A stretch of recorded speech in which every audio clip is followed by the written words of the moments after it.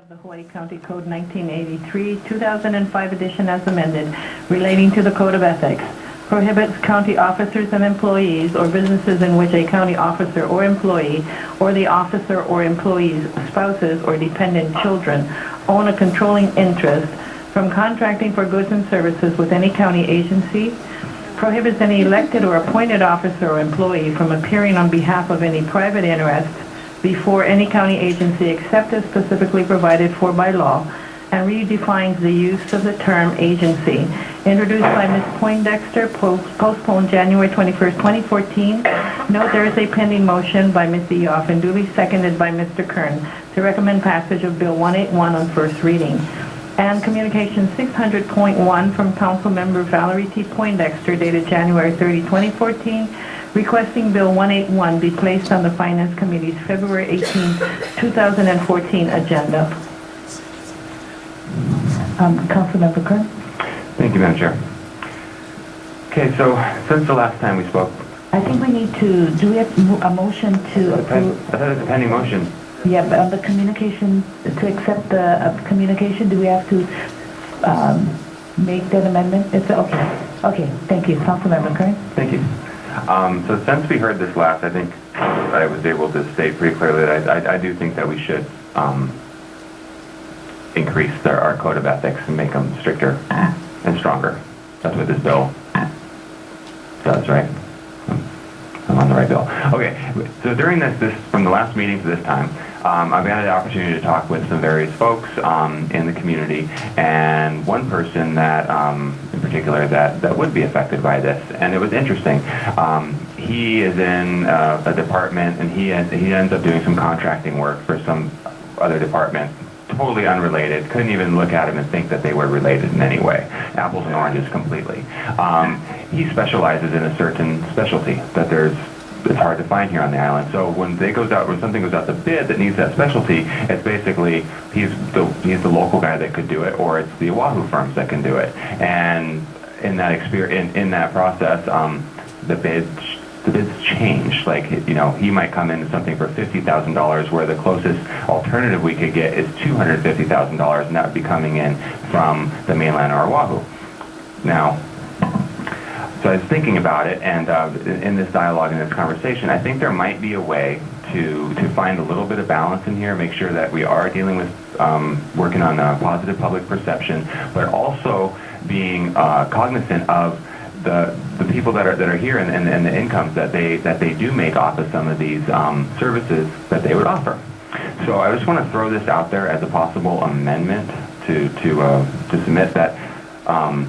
One idea is to restrict any employee from a certain department to contract with that department. So if they worked for the Department of Public Works, they could not contract for the Department of Public Works. They could do something for Parks and Rec, potentially, but not with their same department. Secondly, putting a dollar cap on it. So it could only be up to, say, like $250,000. Anything outside of that would be another story. I don't have any written, I'm just throwing out ideas. Excuse me, just 1 second. I don't know what is oh, it's the drums pounding outside. Oh, okay, I thought it was some type of, you're pointing to the screen about something. Okay, yeah, it's North Kohala. Close. Take my thunder. Okay. We're just on a roll, too. I'm sorry. The drums was I was like, Thank you. And so this might be a way to find a balance in there, still have opportunities for people here, and have perception be much better than it has been. We live on an island with finite resources, and those resources are also people's talents and skills. And I think that the intent of this bill is great. I think some of the unintended consequences could have a negative effect, and I'd like to do what we can do to keep our economy strong and tight here. So that would be my ideas. I'd love to hear what everybody else thinks. Restrict any person from contracting with the same department, or even if they're a commissioner or something like that, that they couldn't consult. If they're on a planning commission, if they're a planning commissioner, they shouldn't be able to do planning consulting to, like, maybe represent somebody in front of us. And then limit the contract amount to no more than $250,000. As soon as it goes over that amount, they're disqualified. That way we stay away from these, $1 million contracts and things of that nature. So that's my thought, to try to find some balance and still keep it so there's opportunities here, because the county does do a lot of contracting and whatnot. So we are in a way a larger employer for subcontractors and whatnot. So anyway, that's my opinion. I yield. Thank you. Councilmember Iligan? Thank you, Madam Chair. I just wanted to ask, Kevin, are you the representative for this bill? May I speak with you? And please state your name and title. Good afternoon, Chair and Council. My name is Kevin Dayton, Executive Assistant to Mayor Kanai. Nice to be with you this afternoon. Mr. Dayton, you heard what Councilmember Kern mentioned, the two possible amendments. One is restricting contracts within the department if you work in that department, and the other one is having a cap. For example, did you say 250,000? What's your thoughts? Well, not having looked at them in detail, it's a little hard to say exactly. It was kind of understood coming here to council that you folks would have your own take on it in terms of how you approached it, and we fully expected that there might be some amendments. But Mayor wanted to make the proposal as simple and straightforward as he could, based on the kind of feedback that we've been getting from the community, and I know you've heard some of that in testimony here as well. So the thinking was keep it simple, and then if you felt the need to embellish or to change or adjust, I know we'd be happy to entertain, certainly look at what you folks would like to offer. Would it be beneficial to the office of the mayor if we... Okay.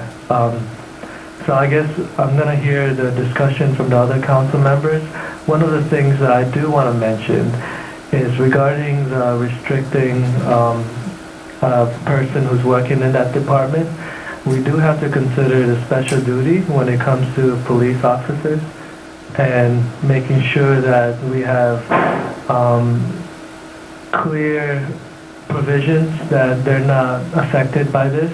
Because the last time we did spoke, I believe Mr. Ishida mentioned that it wasn't as clear. And I really encourage this council to have that amendment in there just to make sure that there's no problems in the future. If I could clarify a little bit, our sense going into this was that police officers on special duty, there was no interest in tinkering with that system. I know the mayor feels real comfortable with the arrangement the way it exists now. Our sense, my sense at least going into it, was that police officers, when they do special duty, are almost always, I thought always, contracting with private entities. So if Goodfellows is doing a road project, the police officers are contracting essentially directly with Goodfellows, just to use one example. It was later pointed out, I believe, because of some questions asked by Councilman Onishi a couple weeks ago, that in fact there are occasions when police officers are contracting with the county Department of Public Works for road projects, emergency type work they might be doing, or the water department for breaks, that kind of stuff. If council feels that police officers doing special duty ought to be exempted from this, I know the Board of Ethics had drafted some language that might work for that in 2010, and that might be something you folks would like to consider. Just a thought. Well, for me personally, if we do decide to adopt this ethics, I would highly recommend having something written. Again, the intent was not to tinker with the special duty arrangements. Thank you. Madam Chair? Thank you. Councilmember Willie first. Yeah, I support this bill, and I agree with what Mr. Dayton is saying. Let's do it as it is, and trust that if we need to do something like have a monetary amount, come back and address that. I was actually thinking you were going to say like 2,500. I'm not, 250,000 is a great deal to me. So, I don't want to stop someone's kid from getting a summer job as a lifeguard or something, but I think it's important. I think that it's really, there is a lack of confidence, and there is a sense of conflict of interest and corruption, and I really think let's move to a higher ground, and it may be that we need to modify it. Making it just according to one department or another. I get mixed up. Something's planning department, or it's public works, or it's I just think it's all part of one administration, and that we ought to leave it as simple as it is, and ask you to and the mayor to come back if there are issues. But I really support his effort. We all whine and want more transparency, and let's go for it. Let's vote on it. I think it's good, and I appreciate it. And I know there have been abuses in the past, and I just think we ought to move on to a sunnier day. So, thank you. Madam Chair? Yes, can I go to Councilmember Ford and then I'll call on you? Okay, thank you. Okay, thank you. Councilmember Ford? Thank you. Is there a representative from the police department in Hilo? Yes. Would you Major ask that Thomas is coming individual? forward. Thank you. Good Sir, would you afternoon, please- Major Sam Thomas, Hawaii Police Department, Administrative Services Division. Who is this? Can you say your name again? Sam Thomas, Okay. Major of the Sam Thomas. Administrative Okay. Services Division. Thank you very much. What is your rank so I can... Huh? Major, thank you. Major Thomas, I'm sorry. I could not remember your rank. Major Thomas, could you explain to the council how special duty officers are hired and who pays them and how that works? Well, basically what happens is a vendor, say for a road project, the private vendor will contact the department and say that he needs 2 special duty officers to work a job. And then there are special duty clerks, there are 2 of them, and they will then make the assignment of the officers who choose to work special duty. And this is when they're on their days off or their time off from their normal police duties. The vendor will then forward the pay to the department. The department charges an administrative fee, which is used to pay for the special duty clerks, and also the officers get paid out of that fund that comes in from the vendor. So Major Thomas, the actual payment to the officer is made by the County of Hawaii for the work they do for a private contractor, and the private contractor then cuts a check to the county. No, the private contractor cuts the check to the county for the services rendered, and the county serves as a pass-through for all intents and purposes. I think that's what I said. Maybe I got it backwards. Okay, let me try that again. The contractor pays the county pays the officers. Yes. Okay, thank you, Major. This issue came Well, up. maybe I should clarify. Yes. The vendor will actually send the check and address the check to the officers. Wait a minute. The contractor actually endorses the check to the officer Right, but directly? it comes into the police department, so the police department acts as a pass-through and sends it forward to the officer.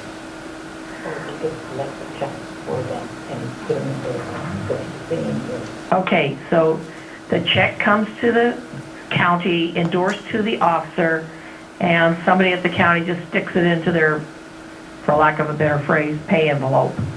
Their bin, they stick into the officer's private bin. I'm sorry, I can't hardly understand what he's saying. So he's saying that they put it into the officer's bin. So if Okay. they drop it off at the department, and the department will put it either in a cubby hole or a bin. Right.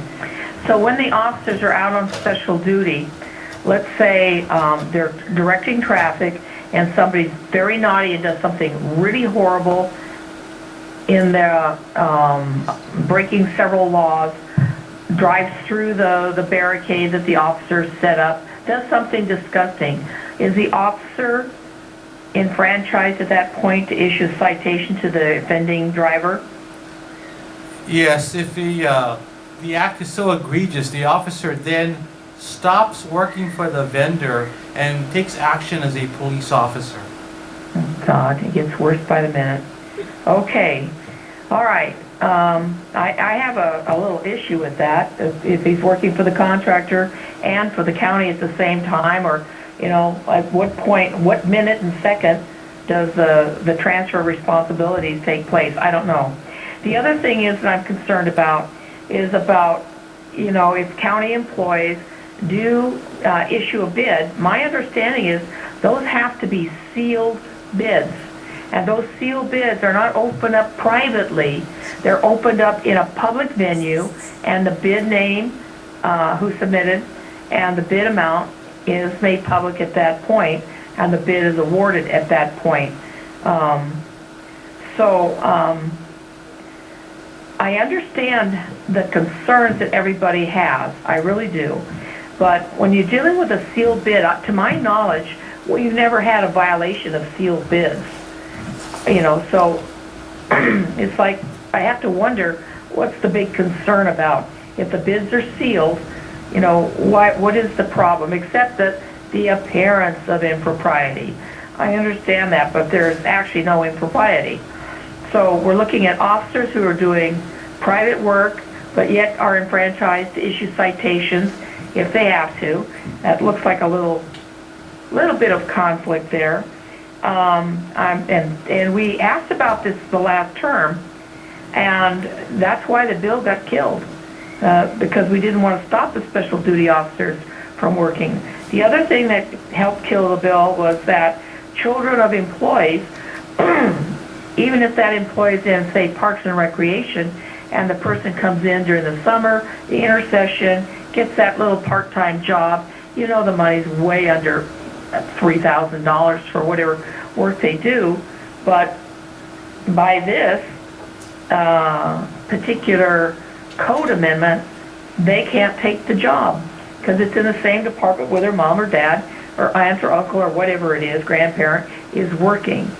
So I look at this and I see that we need to put in a whole bunch of exemptions, and then where do we stop with the exemptions? I mean, Mr. Kern did make a valid point. Maybe there should be a dollar amount or something, but these are the reasons this thing failed before. I think the intent is really good.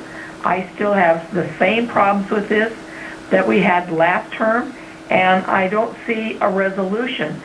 The mayor and his staff knows that we had these problems the last time, and so I look at this and I say, but nothing's changed. We're getting basically the same bill, and so I'm having some serious hesitation here. Thanks.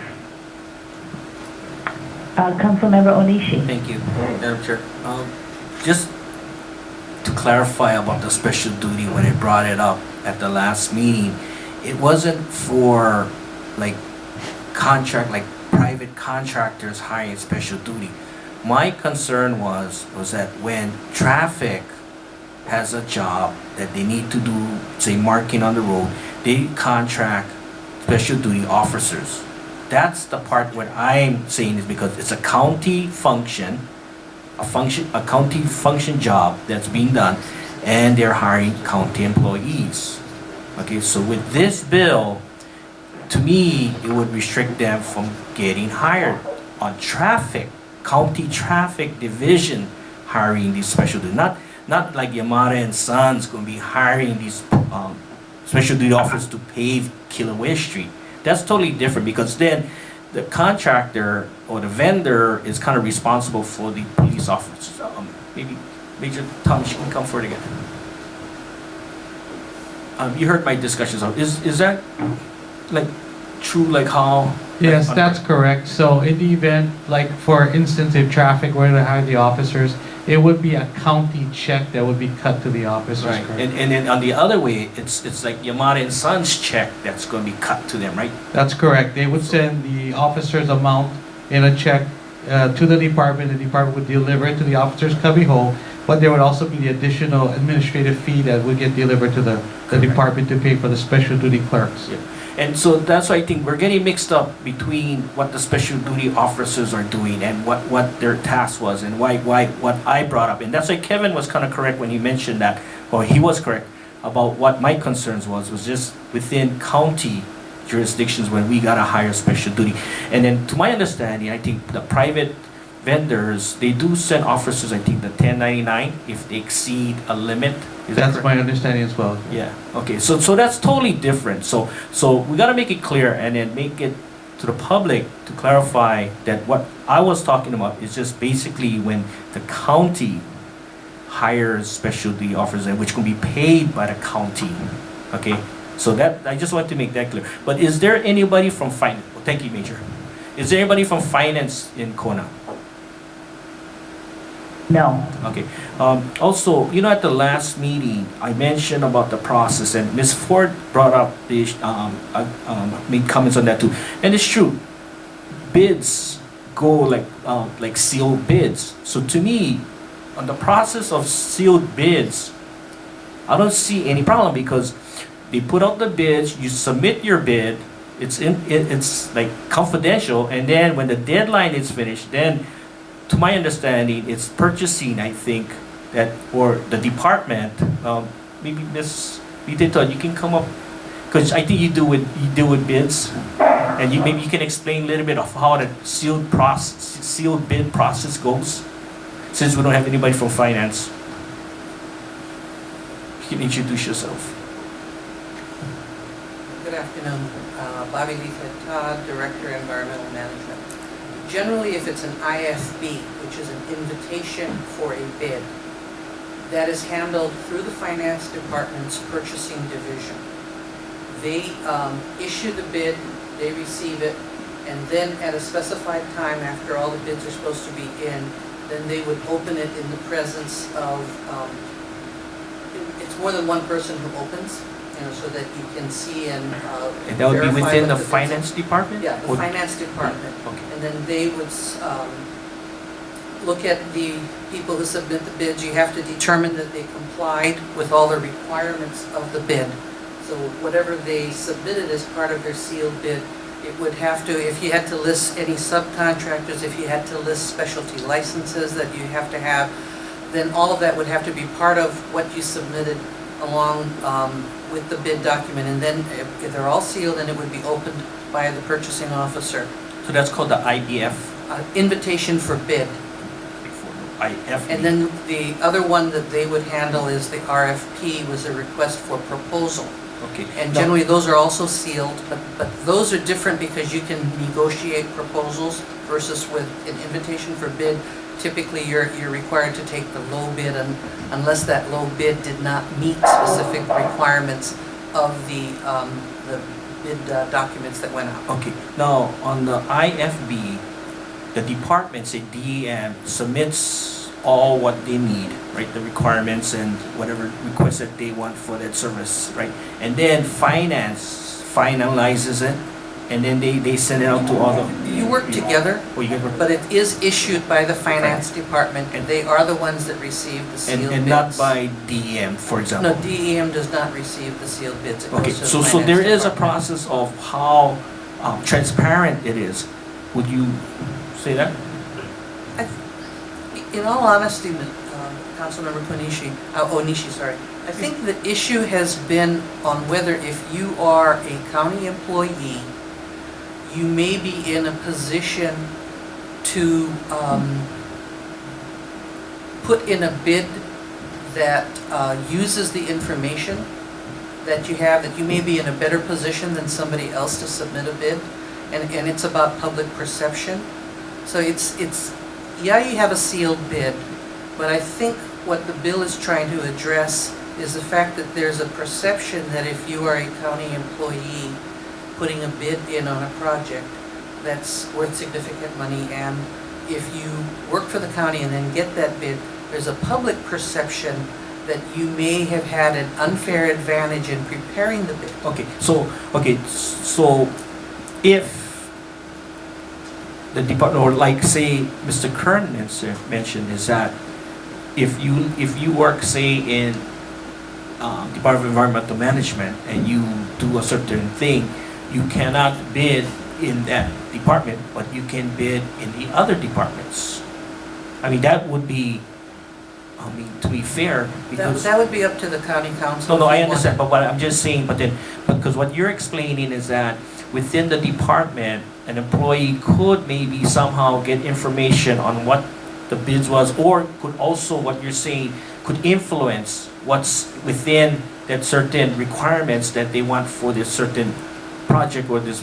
I'm not saying that anybody does No, that. I I'm understand, saying but- that there could be I know, that and that's what I said, perception, yeah. and I think that Right. that's what you're hearing from the public, is the concern that you have to have a fair process, and you have to have a process where county employees do not have an advantage. Right, no, I understand that, okay. And then, so, one way we could look at is like how, what Mr. Kern had mentioned, but then also to me, like I always said, the bottom line comes down to the director. The director is supposed to be the person that's supposed to be overlooking how this process is going. And if they know that within their department, someone has this, or because Hilo, the Big Island is small, so you know who the contractors are. And if you know your employee could be a possible person that could be bidding on this certain request, then as a director, they should be saying, okay, you cannot get involved because it doesn't look good, right? And so to me, there's ways of how we could check and balance this. And so that's one of the things that I wanted to mention. Okay, Councilmember Onishi, your 5 minutes is up. I just had one more thing. But- One more. Okay. And I think at the last meeting, we had mentioned about someone going to go check with finance, I think, about how many bids that are affected by county employees. Was that mentioned at the last meeting?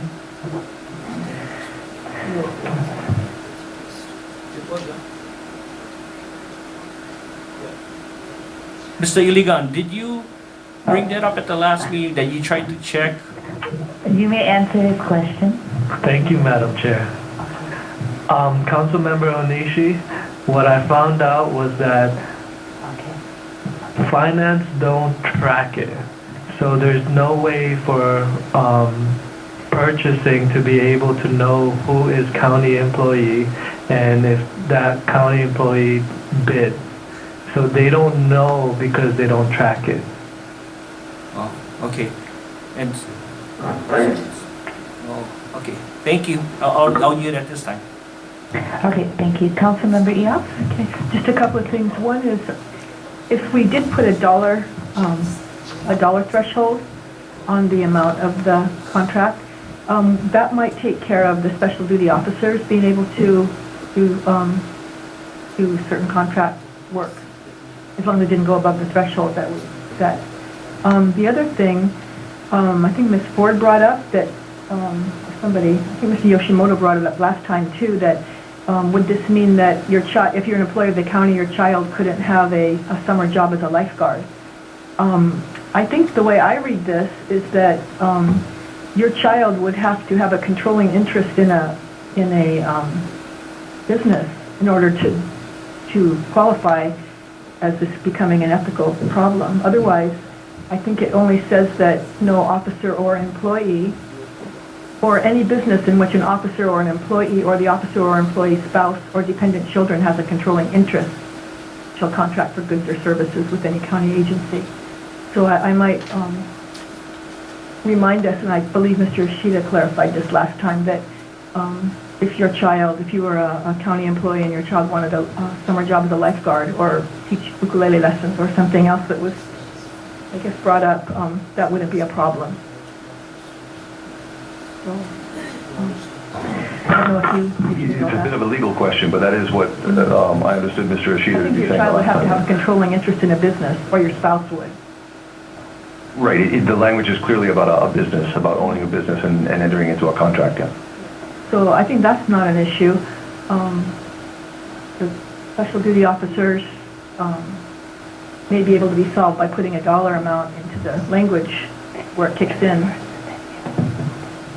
I'm not sure if Mr. Kern is going to do that, or if, I think you wanted to see where this goes today, but it's possible that we can move it forward and then still amend it at the next council. Mr. Kern did state that if this moves forward, he will be making an amendment at council. Okay? Okay? Thank you.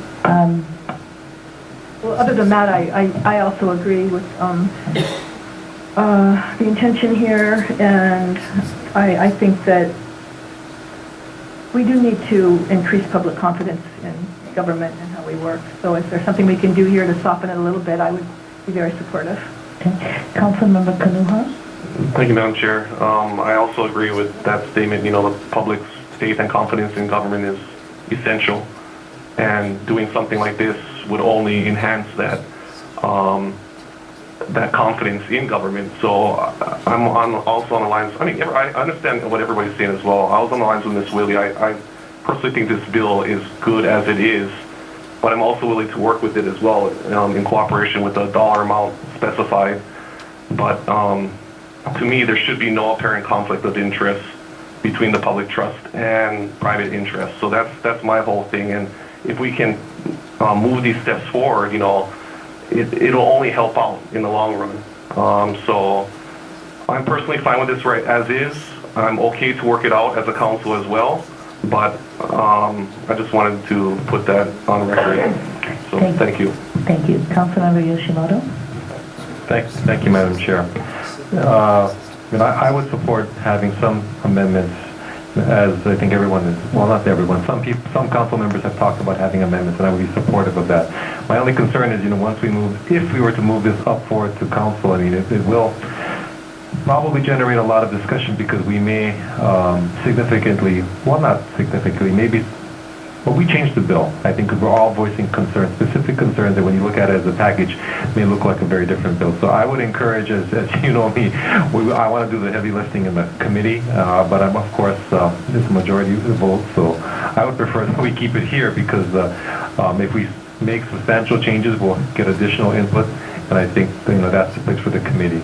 But, Mr. Dayton, is there a time-sensitive issue with this, or something we should know about, or? None that I'm aware of. It's been around for a while. Okay, I just want to make sure. Yeah. Okay, so those are my comments. Thank you. Thank you, Councilmember Illica. Thank you, Madam Chair. I also want to echo Councilmember Yoshimoto regarding having it in committees rather than in council. One of the things I do want to mention is one of the amendments having a cap, like the 250,000. We do have to keep in mind when it does go out to a sealed bid, we already know that if that person is a county employee, they can't bid over 250,000. So we already know theirs is lower. So maybe some sort of exemption where it seems like we have trust in sealed bids to somehow making it is ethical to be able to, if you're not within that department, you can contract a bid. Just if it's sealed bids, then there's no cap. But if it is outside a sealed bid, then there is a cap. I'm not sure how to find that balance. But just the fact that there is a cap, automatically the competitors are gonna know that this person has bid below the cap or at the cap, just because it's unethical to bid over. So I just wanted to voice that out and let you know, and somehow find a balance. I'm not really sure what the solution is, but thank you.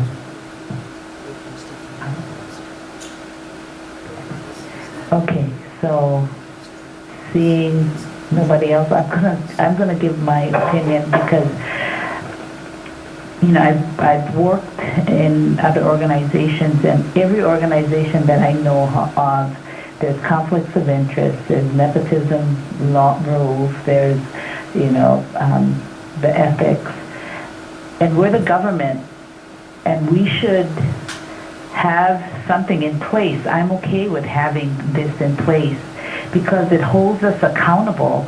When you talk about sealed bids, I mean, other organizations have policies and procedures in place about sealed bids also, but they also have conflict of interest policies that state that if I am a director, it's saying like if I'm the director of waste management and I want to hire my son as an engineer, I mean, that is definitely should be a conflict of interest. I should not be managing a relative or a close relationship like that. So I'm confident that, and I hope I'm right, that each department they have those procedures in place where, it's like I'm a lifeguard. I'm a lifeguard at the beach and my son comes for a summer lifeguard job. Why should my son get the lifeguard job if I'm going to be the direct supervisor and I'm going to say, oh, he was sick, but I don't want him, he was here. There's a conflict of interest, so the public is seeing this. And that's where, I've read some testimonies saying that we're corrupt and that all of the, other organizations out there are held accountable, and yet our government is so loose. So I am in agreement with what is presented to us. I believe that this is a place to start. I didn't hear anybody Madam Chair? ask. Yes, Council Member Onishi? Yeah, I wanted to make a motion to postpone to the next committee meeting. Second. Okay, can we get the date on that? I'd like to put that on record. Okay, the clerk is checking. Okay. March 8th? 18th? Okay. So there's a motion on the floor, motion to postpone Bill to 18. March 18th? Yes. Correct. Okay. Okay, do I hear a second? Second. Okay, so there's a motion on the floor for postponement to March 18th by Councilmember Onishi, seconded by Councilmember Elegant. Councilmember Elegant on the postponement? Thank you, Madam Chair. Instead of postponing it to the next committee, maybe we could postpone it determined by the chair. That way, we don't know how fast or how long the amendment's going to take. Just a suggestion. Yeah. The postponement is for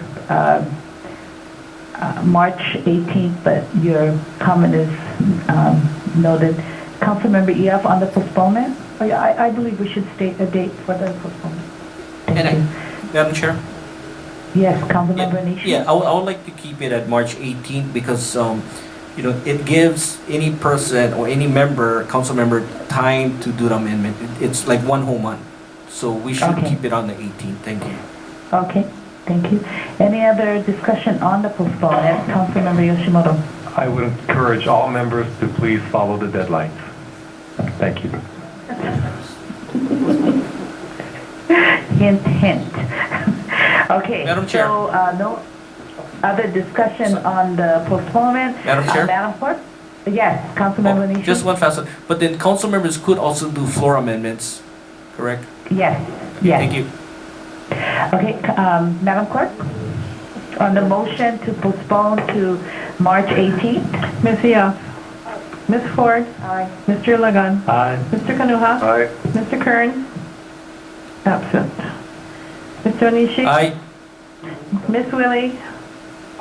Mr. Shimoto?